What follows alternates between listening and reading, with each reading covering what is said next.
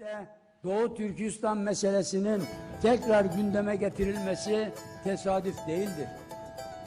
Uygur Türklüğünün sorunu kuşkusuz sorunumuzdur. Hak gaspları, hukuk ihlalleri hiçbir zaman onaylayamayacağımız zorbalıklardır.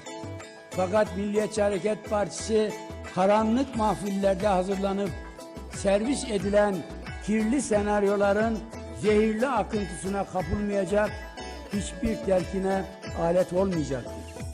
CHP bize göre Uygur Türklüğü konusunda parmak sağlayamaz, istikamet çizemez, dikte edemez, tavsiye ve tembihte bulunamaz.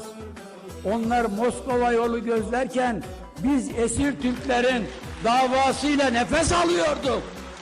Turan ülküsüyle Türklüğün muzaffer günlerine ulaşma heyecanıyla fikir ve siyaset mücadelesi veriyorduk.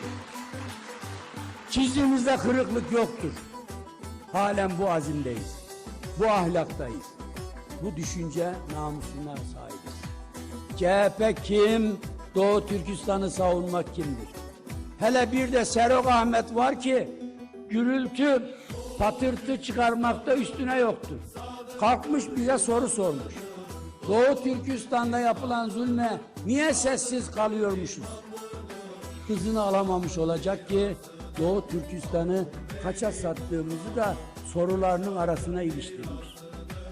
Ve hey Serok, söylesem anlamazsın, göstersem algılayamazsın, sussam gönül razı değil. Yine de şunu bilmelisin ki satmak senin işindir. Pazarlamak seninle anılan bir meslektir. Sen Doğu Türkistan'ın haritada yerini bilmiyorken milliyetçi ülkücü hareketin kalbi bu sevdayla çarpıyordu. Sen git Kobanici yoldaşlarınla kucaklaş.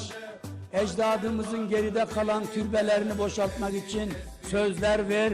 Gücün yeterse kamyonlara yükleyip kaçabildiğin kadar kaç. Belki kurtulur, belki yakayı kurtarırsın. Aklının ermediği konularda yorum yapma. Masken düşer, çamurlu yollarda yürüme, üstün başın batar. Ne tuhaf bir haldir ki zilletin ortakları hiç bilmedikleri, uğruna hiç mücadele etmedikleri Doğu Türkistan meselesini gündeme taşıyorlar. İstismarla oyalanıyorlar.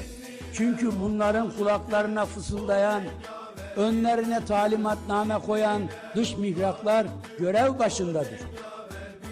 CHP Genel Başkanı'nın seçim isteği de sipariştir. Aynı zamanda hezeyan.